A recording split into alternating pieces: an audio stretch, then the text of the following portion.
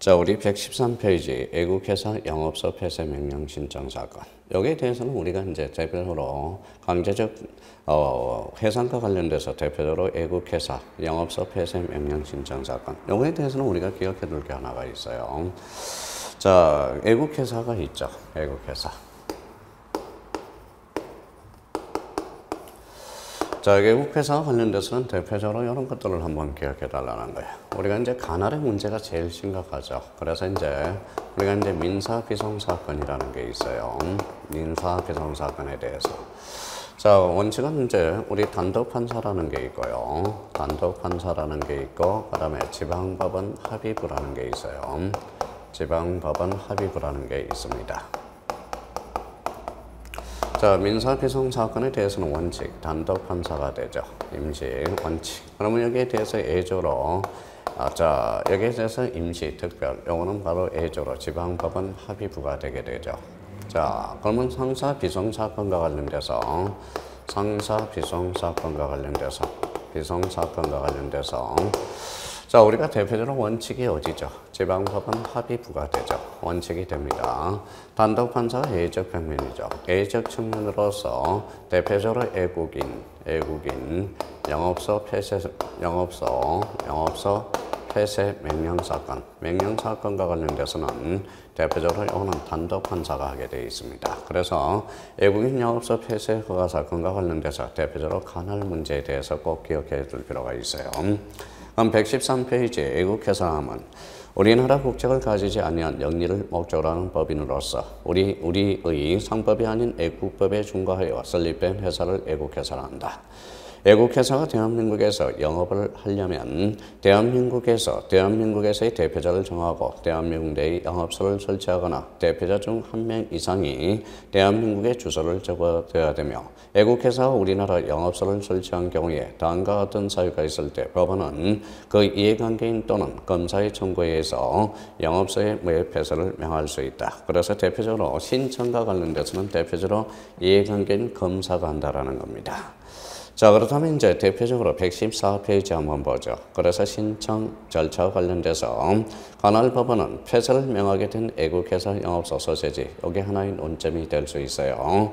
그래서 지방법원 관할 단독판사가 하게 됩니다. 그걸 한번 확인해 두시고, 신청인과 관련돼서 이해관계인 또는 검사가 또 뭐 공익의 대표자로 나서라는 거죠. 공익의 검사가 참여해 달라는 거죠. 그래서 이금. 자, 심리 및 재판에 대해서는 해산 명령 신청 사건의 경우와 동일하고 외국 등기 촉탁과 관련돼서는 애국회사의 해산을 명한 재판이 확정될 때 법원은 회사의 본점과 지점 소재지의 등기소에 그 등기를 촉탁해야 된다. 그래서 우리 애국인 영업소 폐쇄 허가 신청과 관련돼서는 대표적으로 관할과 관련돼서 하나의 논점이 될 수 있습니다. 그 정도 의미를 잡아두시면 될 것 같아요. 자, 나머지에 대해서는 크게 출제되는 것은 아니니까요. 자, 가볍게 한번 보도록 하죠. 그래서 대표적으로 13번에 대해서 우리가 나오네요. 13번.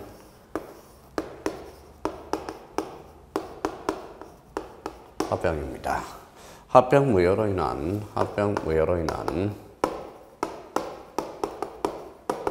자, 무효로 인한 채무부담이죠. 자, 부분 결정 신청화 사건. 자, 채무 부담 부분 결정 신청 사건.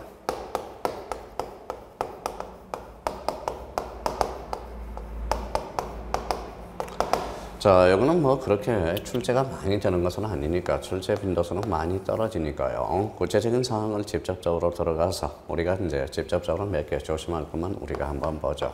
한번 그 사항은 제시되고요. 거기에 대해서 이제 뭡니까? 첫 번째, 관할에 대해서 우리가 보고요. 자, 두 번째, 여기에 대해서 그다음에 신청인을 봐야 되겠죠. 그럼 세 번째, 여기에 대해서 신청 방법을 우리가 보고요. 신청 방식에 대해서. 그 다음에 네 번째, 자, 심리 및 재판에 대해서 우리가 보도록 하고, 여기에 대해서 이제 불복에 대해서 우리가 보도록 하도록 하죠. 그래서 관할, 신청인, 신청 방법, 심리 및 재판, 불복 이렇게 의미를 잡고 들어가죠. 자, 첫 번째 사항을 보죠. 자, 114페이지입니다. 책 펴셨어요? 예. 자, 봅시다. 그러면 합병이 입법하거나 현지 불공정한 경우에 합병무효의 원인이 되며 회사의 합병의 무효는 각 회사의 사원 또는 주주, 청산인, 파산 관계인 등 합병을 승인하지 아니한 회사 채권자에 한해서 서로서만 이를 주장할 수 있다. 이는 합병이 등기가 있는 날로부터 거기 일단 출처노새 6월 내에 제기해야 된다. 자, 합병을 무효로 한 판결이 확정될 때는 합병을 한 회사는 합병 후 존속한 회사 또는 합병으로 인하여 설립된 회사의 합병 후 부담한 채무를 대해서 연대하거나 변제할 책임이 있으며 합병 후 존속한 회사 또는 합병으로 인해서 설립한 회사의 합병 후 취득한 재산은 합병으로 한 회사의 공유로 한다.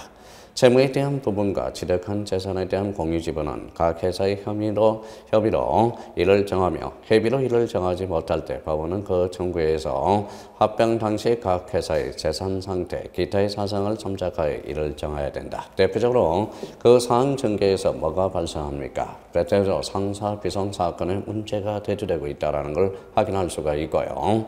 그럼 신청 절차와 관련돼서 115페이지 상당 법원, 관할 법원 첫 번째, 자, 합병 무효를 소를 제기한 1심서를 받는 법원에 관할로 한다. 신청인은 합병한 당사자, 당사 회사에 신청해야 되고 신청 방식은 특별한 원칙이 없죠. 그러면 그 원칙에 따라줘야 되고 자, 심리 및 재판에 대해서 법원은 이유를 붙인 결정으로서 그게 이제 행강변다거나 이게 하나의 논점이 될 수 있어요. 그러면 여기에 대해서 이제 합병 무효로 인한 채무 부담 부분 결정 신청 사건에 대해서는 대표적으로 이제 심리 및 재판과 불복에 대해서 여기 하나의 두 가지 논점이 되돌릴 수가 있어요. 자, 그러면 대표적으로 이제 항고라고 적었어요.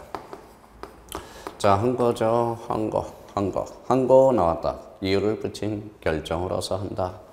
자, 대표적으로 이의 신청입니다. 그러면 이의 신청에 대해서도 이유를 붙인 결정으로서 한다. 이렇게 이제 자, 검정 관련 사건입니다. 검정 관련된 사건도 자, 검정과 관련된 사건도 뭘 붙여야 된다? 이유를 붙인 결정으로서 한다.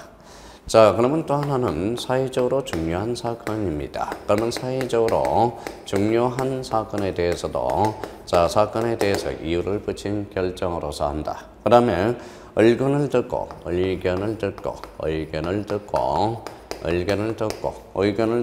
결정이 이루어진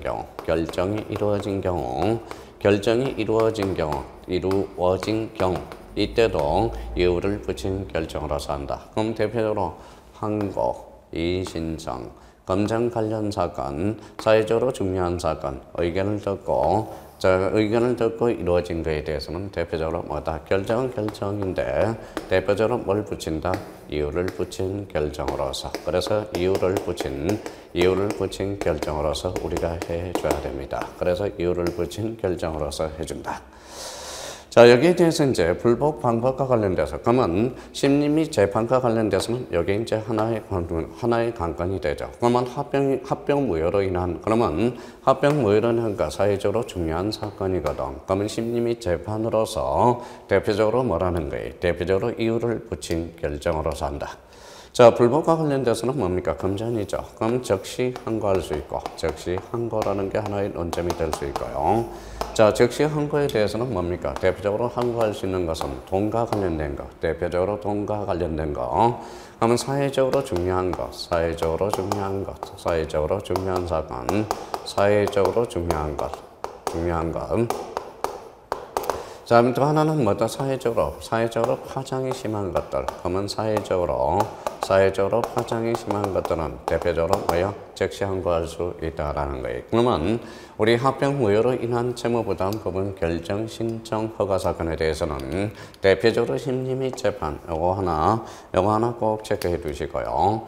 그 다음에 불복에 대해서 요거 하나 꼭 체크해 두세요. 그러면 저쪽에서는 이유를 붙인 결정, 그래서 즉시 항고 계속 외워둬야 됩니다. 항고, 이의 신청, 검정 관련 사건, 사회적으로 중요한 사건, 의견을 듣고 결정이 이루어진 사건, 그 다음에 즉시 항고, 돈, 사회적으로 중요한 것들, 사회적으로 파장이 되는 것들은 대표적으로 즉시 항고다. 그러면 자, 즉시 항고에 대해서 우리 한번 자, 4번과 5번에 대해서는 꼭 체크해 둘 필요가 있습니다. 자, 115페이지 자, 14번입니다.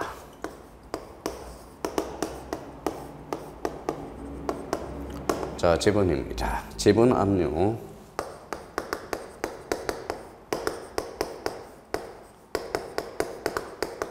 자, 지분 합류 채권자의 보전 청구 사건입니다.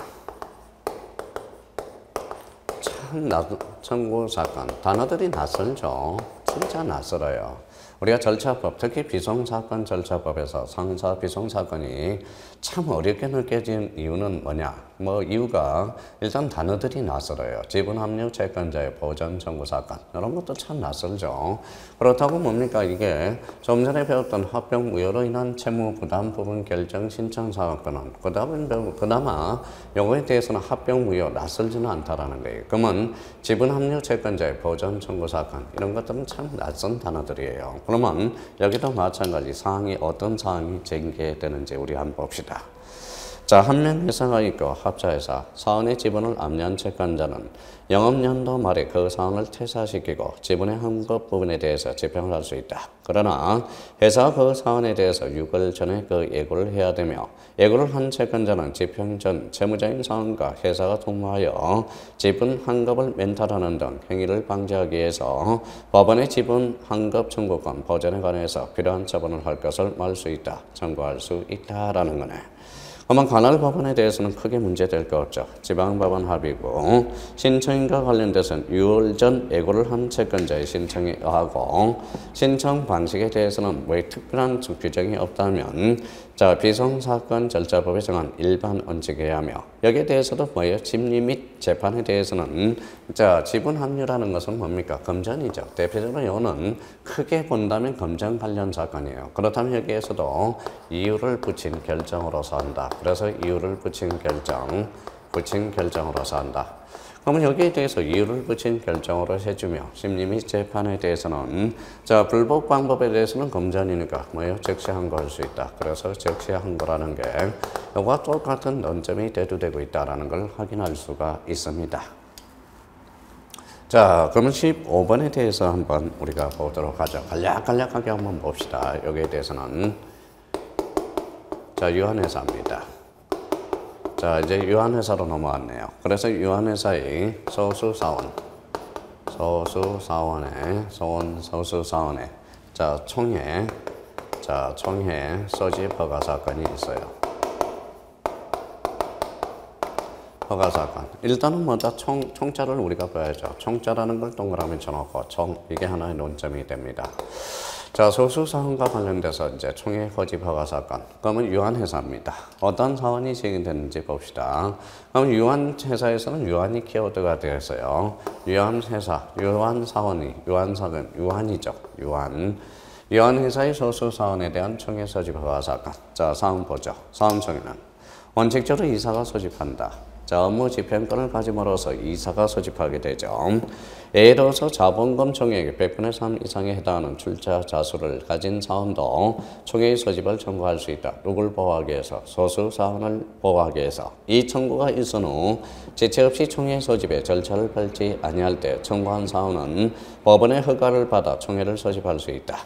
자, 소집된 사원총회의 회사의 업무와 재산 상태를 조사하기 위해서 검사인을 선임할 수 있다. 여기에도 대표적인 검사인이 대두되기 시작하죠.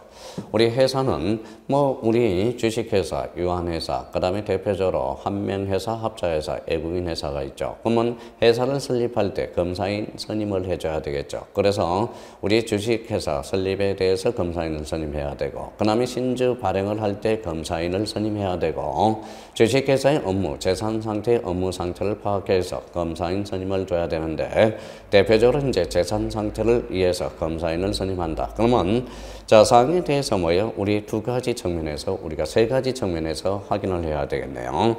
사원총회는 원칙적으로 누가 소집한다? 이사. 그 다음 100분의 3 이상의 출자 자수를 가지고 있는 애가 신청할 수 있고요. 세 번째 업무 상태에 대해서는 검사인을 선임할 수 있다. 이렇게 이제 의미가 되고요.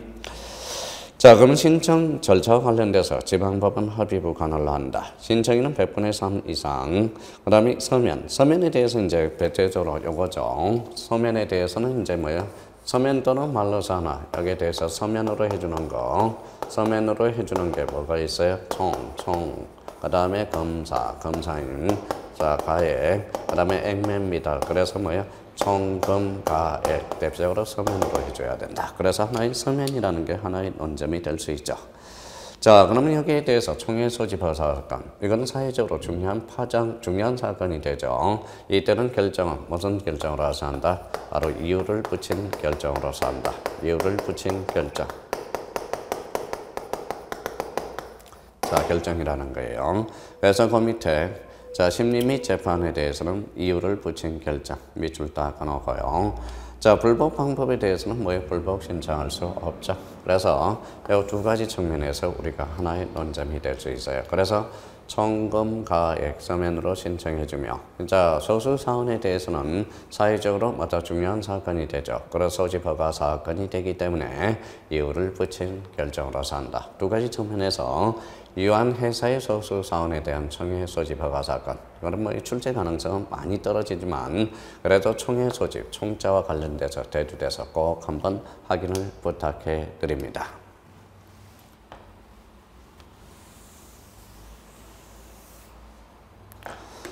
자, 그러면 여기 이제 한번 보죠. 자, 그러면 16번입니다. 자, 대표적으로 이제 유한회사의 합병 인가 신청 허가 사건이 있네요.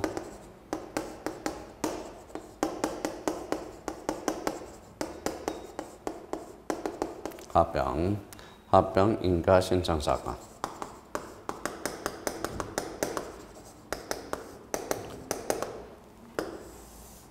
자, 여기에 대해서 이제 대표적으로 유한회사가 있습니다. 대표적으로 이제 유한회사가 있고 주식회사가 있어요. 자, 여기에 대해서 유한회사에 대해서 우리가 이제 공통점은 공동으로 신청할 때 공동신청과 관련돼서 자, 공동신청과 관련돼서 대표적으로 뭐가 있어요? 합, 그 다음에 조사, 그래서 합조사 이렇게 돼 있죠. 그러면 여기 이제 합조사에서 합병, 여기 이제 공동신청 사건이라는 걸 우리가 잡아 놓아야 되고요. 여기에 대해서 이제 대표적으로 주식회사라는 게 있어요. 그래서 주식회사. 자, 주식회사 관련돼서는 우리 이미 봤죠. 주식회사 관련돼서 공동신청 사건은 그다음에 납이죠. 청단이죠. 청단 이렇게 이제 청단. 청단. 자, 청단은 납입하라. 그래서 납입금, 청산인, 단지 임의 매각해서 이 세 가지는 대표적으로 뭐예요? 공동신청 허가 사건과 관련돼서 우리가 한번 숙지해 두셔야 돼요. 유한회사에 대해서는 합조사 이렇게 해서 하나의 논점이 대두될 수 있고요. 자, 합병이 된다면 그 합병인가 신청 사건이 된다면 결론적으로 사회적 이슈가 될 가능성이 커요. 그러면 사회적 이슈가 강하다. 그러면 사회적으로 파장이 될 수 있죠. 그래서 사회적으로 합병이면 중요한 사건이 될 수 있어요. 그래서 중요한 사건이다. 그럼 사회적으로 중요한 사건이라면 여기에 대해서 대표적으로 결정을 하게 되죠. 그러면 결정은 결정인데 대표적으로 뭐예요? 이유를 붙인 결정으로서 한다. 그래서 이유를 붙인 결정. 그렇게 이제 연결이 되기 시작해요. 그래서 이유를 붙인 결정으로서 한다. 자, 그러면 합병 인가를 받았어요. 그러면 합병을 하게 되면 여기에 대해서 마다 등기 여부는 어떻게 될 건가에 또 하나의 논점도 하나 탄생하게 되죠. 그러면 이런 측면에서 우리가 유한회사의 합병 인가 신청 사건에 대해서는 이거는 조금 봐줘야 될 것 같아요. 왜 그러냐 하면 이거는 공동신청과 관련돼서 대표적으로 합조사가 있거든. 그래서 합조사. 자, 그러면 우리 117페이지 16번 유한회사의 합병 인가 신청 사건에 대해서 봐요. 자, 사항에 대해서는 유한회사가 주식회사와 합병하는 경우에 합병을 존속하는 회사 또는 합병을 인해서 설립되는 회사가 주식회사일 때 합병에 의해서 주식회사 설립에 관한 엄격한 절차를 잠탈하는 것을 방지하기 위해서 법원의 인가를 얻지 아니하면 합병의 효력이 없다라는 겁니다. 자, 관할 법원과 관련돼서 대표적으로 이제 거기 의미를 잡아놨고요. 자, 신청인과 관련돼서 대표적으로 합병회사의 이사와 감사는 거기에다 줄쳐놓으세요. 대표적으로 공동신청이라는 게 하나의 논점이 될 수 있습니다. 공동신청. 법률에 특별한 규정이 없으므로 비성사건 절차법이 정한 일반 원칙이어야 한다. 자, 심리 및 재판은 이유를 붙인 결정 밑줄 하나 딱 적어놓고요. 자, 신청을 인용한 재판에 대해서 인용했다면 불법할 수 없겠죠. 그럼 등기와 관련돼서는 합병 후 존속한 회사 또는 합병으로 설립된 회사는 주주총회 또는 창립총회의 종결일로부터 자, 본점 소재 2주간, 지점 소재지 3주간 내에서 합병 후 존속하는 회사에 대해서 변경 등기를 해야 되고 합병으로 인해서 소멸하는 회사에 대해서는 회사 내 등기를 합병으로 인해서 설립된 회사에 대해서는 설립 등기를 우리가 해줘야 되겠죠. 그래서 대표적인 등기 문제가 발생할 수 있다라는 거네. 대표적으로 그 의미를 하나 잡아둘 필요가 있어요. 자, 그러면 조금은 유한회사의 합병 인가 신청 사건 이렇게 이제 16번에 대해서 여기 논점이 돼야 되고요. 사회적으로 파장이 크다. 그래서 이제 합병 후에 설립 등기, 합병 후의 등기를 우리가 갖춰줘야 되고요. 그 다음에 16번을 우리가 17번을 봐야 되겠네요.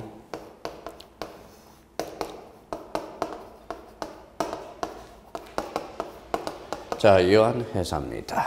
유한회사의 주식회사로서 자, 주식회사로 어디에서 넘어갔죠? 유한회사에서 주식회사로의 조직이 조직 변경이 됐어요. 그러면 이 조직 변경 허가 사건이 이제 벌어지기 시작합니다. 허가 사건이 돼.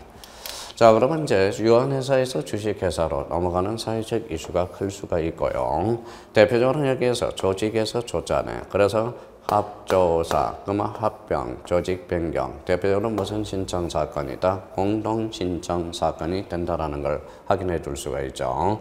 그럼 여기에 대해서 대표적으로 공동 신청과 관련돼서 대표적으로 뭡니까? 바로 하나의 논점이 대두되기 시작하고요. 합조사에서 조자 동그라미를 딱 쳐놓고 여기가 포인트가 되죠. 그러면 유한회사에서 주식회사로 가니까 이것도 사회적 파장이 클 수가 있어요. 그러면 대표적으로 이 조직 변경 허가 사건에 대해서도 대표적으로 뭘 붙여야죠? 이유를 붙인 결정으로서 한다. 이게 대표적인 논점이 될 수 있다라는 겁니다. 그렇다면 우리 주식회사 조직 변경 허가 사건 합조사 유한에서 주식회사로 넘어간다. 그러면 구체적인 상황을 우리가 118페이지에서 우리가 보도록 하죠. 자, 유한회사는 촌사안의 일치한 총회 결의로서 주식회사로 조직 변경을 할 수 있다. 다만 회사는 그 결의를 정관으로 정하는 바에 따라서 사원총회 특별 결의로 합니다. 자, 그럼 특별 결의로서 할 수 있고 자, 유한회사의 조직 변경은 법원의 인가를 얻지 아니하면 그 효력이 없습니다. 그러면 관할 법원에 대해서는 똑같죠. 지방법원 합의부가 되고요. 신청인과 관련돼서 조직 변경을 할 회사와 이사의 감사는 공동 신청 줄여놓고 대표적으로 합조사 요거 하나 기억해 두셔야 됩니다. 자, 신청 방식은 그렇게 큰 문제가 없고요. 자, 심리 및 재판에 대해서는 이유를 붙인 결정으로서 한다. 그럼 여기에서 대표적으로 유한회사의 주식회사의 조직 변경 인가 신청 사건에 대해서는 두 가지의 논점이 되네요. 신청인하고 심리 및 재판. 그래서 자, 반가로 2번과 반가로 4번에 대해서 확인해 두시면 될 것 같습니다. 자, 18번입니다.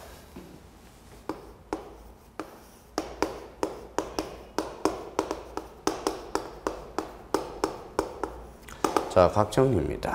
각정 경매 허가 신청 사건이네요.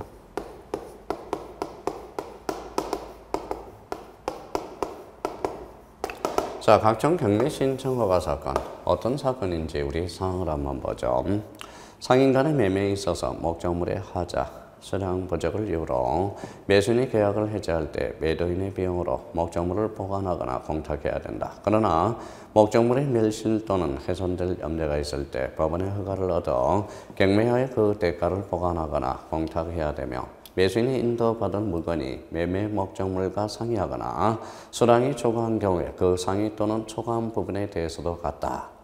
또한 신주가 해상 운송계약에 의해서 취득하는 운임 등을 지급하지 못하였을 때 선주는 법원의 허가를 얻어 운송물에 경매하여 우선 변제받을 권리가 있다. 그래서 그렇다면 자, 각종 경매 허가 신청 사건에 대해서 그러면 대표적으로 이런 문제 사람성이 발생하네요. 그러면 우리 관할 법원입니다. 대표적으로 이제 토지 관할과 관련돼서 대표적으로 경매할 물건 소재지 줄 쳐놔요. 물건 소재지 지방법원에 관할로 한다. 매매계약 해자의 경우는 매수인이, 운송물 경매의 경우는 선주의 신청에 해서 한다. 심리 및 재판 또 같은 우리가 그렇게 크게 논점이 없죠. 대표적으로 관할 법원과 관련돼서 하나의 논점을 쳐놓는다면 경매할 물건 소재지 지방법원 관할, 거기에 하나의 문제점이 대두될 수가 있습니다. 자, 그렇다면 이제 각종 경매 허가 신청 사건까지 우리가 봤어요. 자, 그렇다면 여기 이제 보죠.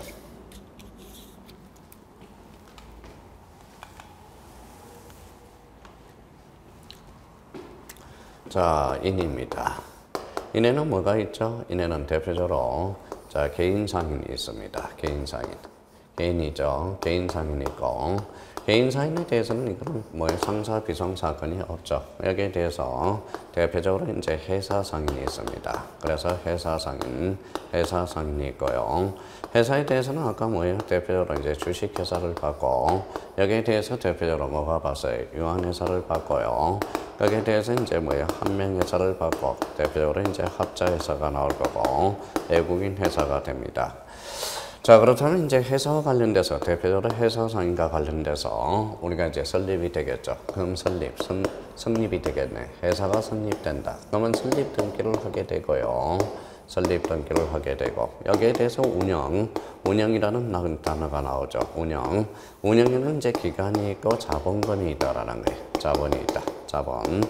자, 그럼 기간과 관련돼서는 대표적으로 뭐가 있어요? 이사가 있고요. 감사가 있고, 그 다음에 이제 대표적으로 이제 회사니까 주주총회가 있겠죠. 그래서 주주총회. 근데 자본과 관련돼서 대표적으로 이제 자기 자본이 있었고요. 자기 자본이 대표적으로 뭡니까? 여기에 바로 주식이 된다고 그랬어요.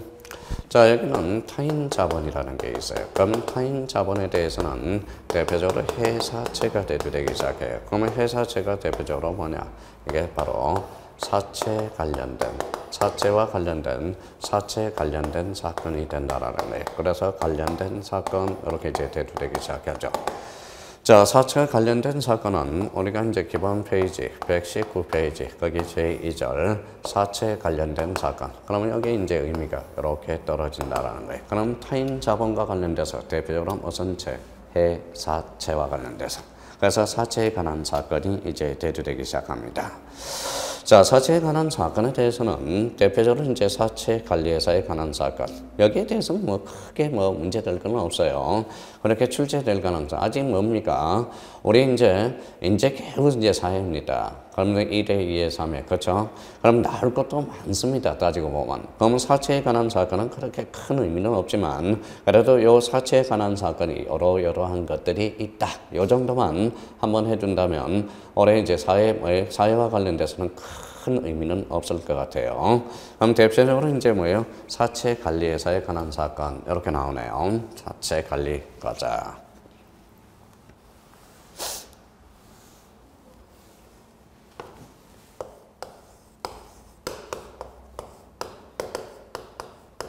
자, 사채 관리회사에 관한 사건.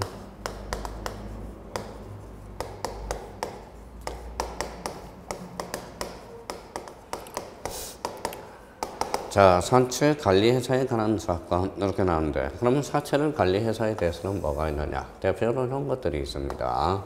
그래서 사채를 발행한 회사가 있어요. 그래서 사채를 발행한 회사, 사채를 발행한 회사.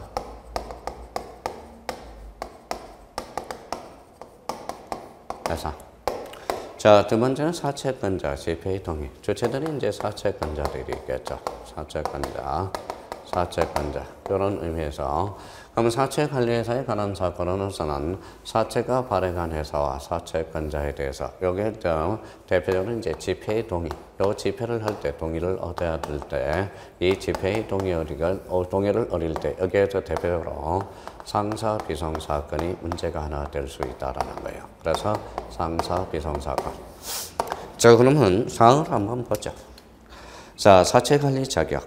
사채관리에서는 사채권자를 위해서 사채에 관한 채권을 변제받거나 채권의 실현을 보전하기 위해서 필요한 재판상 또는 재판의 모든 행위를 할 수 있다.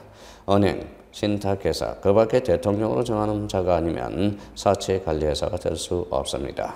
사채 인수인으로서 인수인, 사채를 발행한 회사와 특수한 이해관계 있는 자로서 대통령으로 정한 자도 사채관리회사는 될 수 없다라는 것. 자, 사채관리사의 책임 이렇게 나오네요. 사채관리사가 법이나 사채권자 집회 결의를 위반한 행위를 할 때 사채권자에 대해서 연대하여 이로 인해서 발생한 손해를 배상할 책임이 있으며 사채관리사가 둘 이상 있을 때 그 권리에 속하는 행위를 공동으로 해야 된다. 그래서 자, 사채관리회사의 사임허가 신청 사건 이렇게 나오네요. 자, 사항이 이제 하나 전개되고, 그 다음에 이제 사채, 돈이죠. 돈이라는 것은 뭐예요? 그러면 하나의 논점이 될 수 있는 게 바로 4번의 심리 및 재판입니다. 그러면 이해관계는 의견을 들은 후 이유를 붙인 결정, 밑줄 하나 딱 하나요. 신청을 인용한 재판에 대해서 불복을 신청할 수 없으며 신청을 인용하지 않은 재판에 대해서는 즉시 항고할 수 있다. 그래서 이유를 붙인 결정과 즉시 항고라는 게 논점이 될 수 있고요. 그럼 가로 2번의 사채관리회사의 해임 허가 신청 사건, 그 다음에 사채관리회사의 사무승계자 선임 신청 사건, 그럼 사채관리회사의 보수 및 비용 부담의 허가 신청 사건이 대두되기 시작하고요. 그래서 대표적으로 이 정도 의미만 한번 잡아놓고 나머지 대해서는 제목만 읽어두시면 될 것 같아요. 그러면 이제 사채권자 집회에 관한 사건 요거 한번 보도록 하죠. 페이지 122페이지입니다. 자, 122페이지 사채권자 집회에 관한 사건.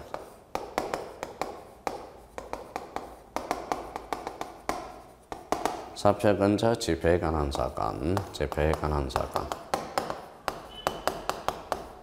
자, 우리 주주총회가 있듯이 사채권자 집회죠. 여기도 집회도 뭐를 감춰져 있죠? 자, 서면이라는 걸 기억해 두실 필요가 있어요. 서면은 대표적으로 이제 뭐예요? 총이 하나 있고 금이 하나 있고 그 다음에 가액이 있다. 그래서 총금 가액. 그래서 사채권자 집회에 관한 사건 요거 때문에 우리가 한번 보자는 거예요. 대표적으로 서면과 관련돼서 한번 보자는 의미니까. 자, 그렇다면 그게 관할법원, 지방법원 합의부. 신청인은 사채의 종류별로 해당 종류의 사채 총액의 10분의 1 이상에 해당하는 사채를 가진 사채권자의 신청해야 하고 신청 방식 이걸 우리가 보자는 거예요. 그래서 신청은 서면 동그라미. 그래서 서면으로 해야 되며 종금 가액 요거 하나 잡아두시고 자, 심리 및 재판으로서 법원은 이유를 붙인 결정. 그래서 이유를 붙인 결정. 요거 하나 뭐다 체크해 두시면 될 것 같아요. 그래서 우리 사채권자 집회에 관한 사건에서 대표적으로 소수 채권자에 의한 사채권자 집회 송해 소집 허가 신청 사건. 그게 이제 신청 방식에 대해서 한번 딱 정리해 두시면 될 것 같아요. 자, 그 다음에 이제 가로 2번의 사채권자 집회 결의 허가 신청 사건. 요거에 대해서는 우리 심리 및 재판 가서 판가로 5번을 한번 보죠. 특히 2번 한번 줄잖아요. 이해관계의 의견을 들어야 된다. 요거 하고 법원은 이유를 붙인 결정으로 재판을 해야 된다. 요 3번. 그 다음에 불복 방법과 관련돼서 돈이죠. 그래서 즉시 항고. 그래서 즉시 항고. 자, 그 다음에 항고는 집행정지 효력이 있다. 그래서 대표적인 1, 2번에 대해서 꼭 확인해 놓으셔야 돼요. 그러면 집행정지 효력이 있는 것, 대표적으로 돈, 사회적으로 파장이 강한 것들, 사회적으로 중요한 사건들. 그래서 이 세 가지 측면에서 집행정지 효력이 있다. 이 정도 한번 잡아두시면 될 것 같아요. 자, 123페이지 3번 사채권자 집회 비용의 부담자 결정 사건. 그거는 뭐 안 읽어봐도 되고요. 뭐 크게 문제될 거는 없을 것 같아요. 자, 124페이지 3번 사채권자 이의신청 기간 연장 허가 신청 사건. 이거는 뭐 거짓 문제될 거 없고요. 자, 그다음에 이제 자, 여기 이제 우리가 왔습니다. 자, 사채권과 관련돼서는 뭐 크게 출제될 가능성이 없습니다.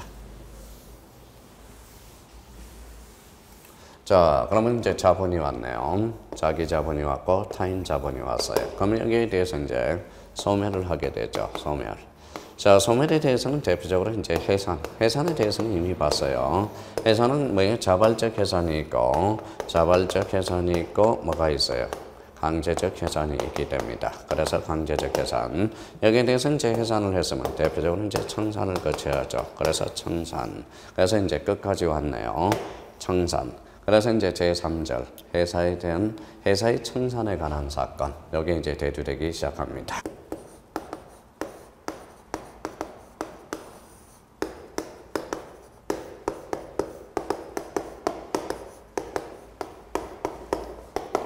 자, 회사의 청산에 관한 사건. 이렇게 되나요?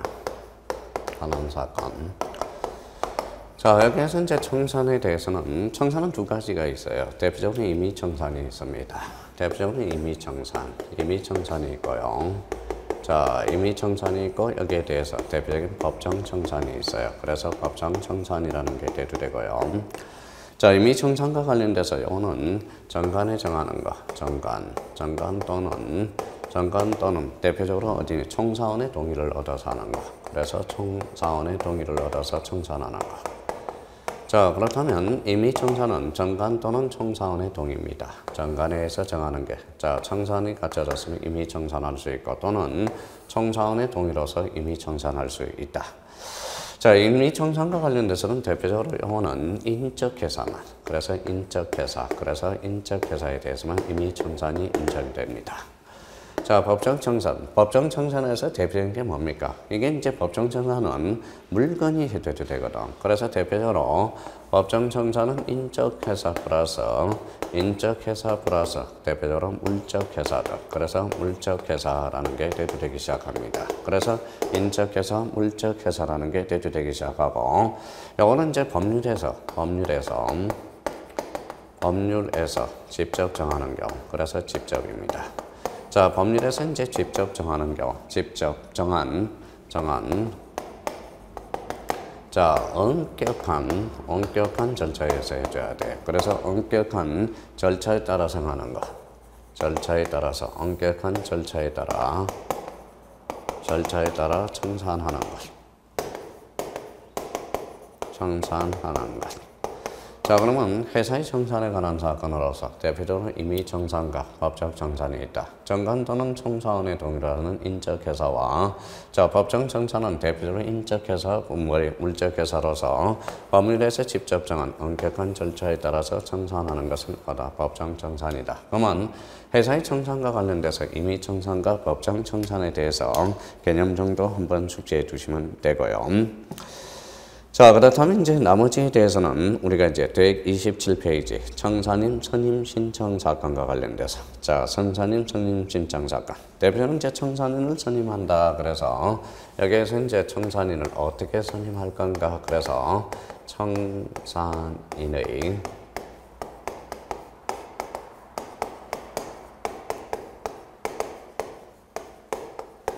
자, 선임 신청 사건. 자, 선임 신청 사건이 되죠. 자, 사항은 1차적으로 자치력 선임, 2차적으로 전 회사와 업무 집행기관이 청산인이 되는 것이 원칙이나, 그래서 127페이지 하고 있어요. 이해한 청산이 없으면 법원이 청산인을 선임하게 된다. 그래서 대표적으로 한명회사, 유한책임회사의 청산인은 총사원의 가원서 결의로, 자, 합체회사의 청산인은 무한책임 사원의 가반수로서 결의로 선임하고, 청산인 선임이 없을 때 업무집행사원이 청산인이 된다.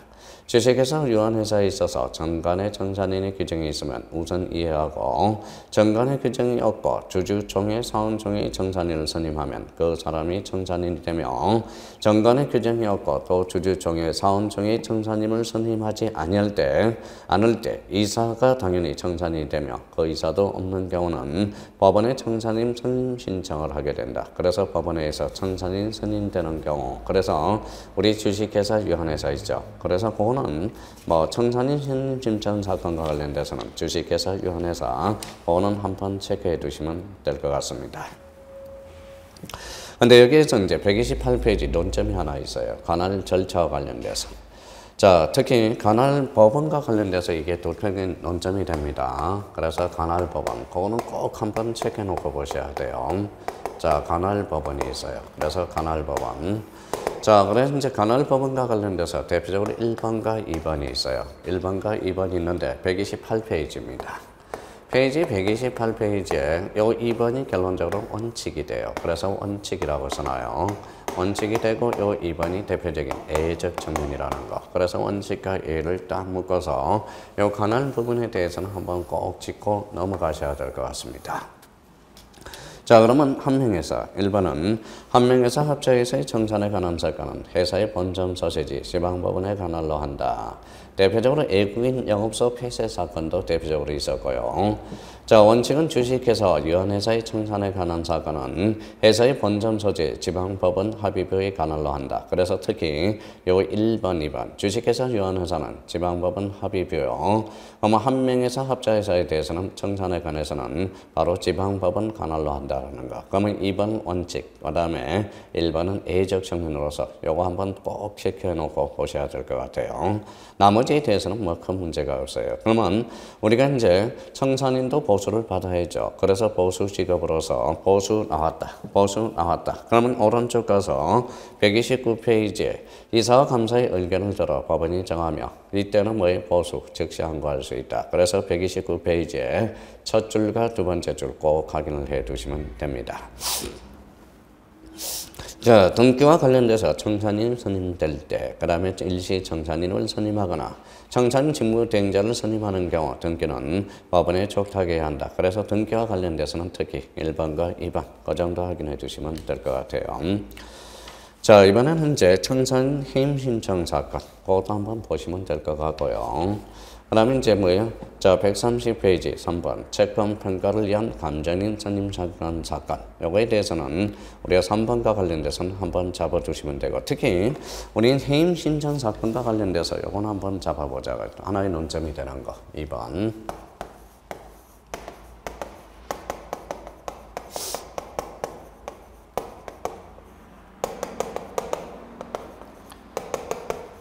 자, 청사인의 해임과 관련돼서 요거는 불복 방법과 관련돼서 논점이 하나 될 수 있어요. 그래서 불복과 관련돼서 불복 방법에 대해서 하나 꼭 체크해 두자고요. 청산인의 해임 신청 사건과 관련돼서.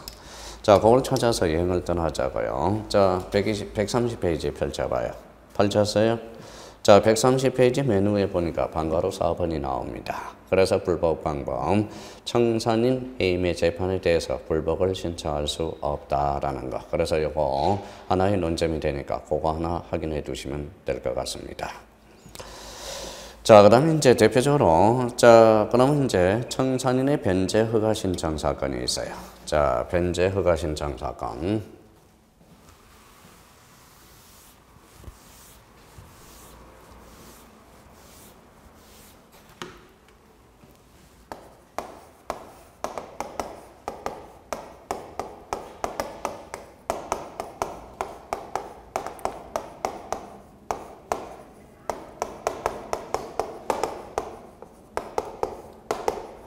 자, 청산인의 변제 허가 사건에 대해서 이거는 대표적으로 뭐가 논점이나 바로 요거 하나 꼭 잡아놔요. 대표적으로 공동신청이라는 거. 우리 합조사했지만 대표적으로 청산인, 그래서 합조인, 공동신청과 관련돼서 우리 여기 이제 청자를 동그라미 쳐놔야죠. 그래서 청자를 요거 좀 살려놔요. 청자. 자, 청자에 대해서는 뭡니까? 납이라는 게 있죠. 납, 청, 단 여기 있었죠. 납입 보관과 납입. 그러면 청산인, 단주 임의매각, 청자죠. 그래서 이렇게 연결해서 우리가 이제 대표적으로 공동신청이라는 게 이게 하나의 논점이 될 수 있다라는 거. 그래서 청자 동그라미. 그러면 청자 동그라미 넣고 납, 청, 단 요거 하나 잡아놔야 됩니다. 자, 청산인의 변제 허가 신청 사건에 대해서 대표적으로 맨 밑에 청산인 전원의 공동 신청해야 한다. 그래서 131페이지 맨 마지막 제출에 줄 거 놓으시면 될 것 같고요. 자, 그러면 이제 뭐요? 5번에 자, 대표적으로 이제 5번에 회사의 중요 서류 보전 선임 신청 사건. 여기 나와 있는데 그거는 뭐 큰 문제가 없어요. 나름대로 이제 쭉 읽어보시면 될 것 같고요. 자, 우리가 다음 시간에 우리 133페이지 4장 가태료 사건에 대해서 여기서 보도록 하겠습니다. 요즘 한절기입니다. 감기 조심하시고 우리 자, 지금은 뭡니까? 1차, 2차. 그래서 1차, 2차를 하는데 6월 달에 1차가 있으니까 1차 위주로 가셔야 되고요.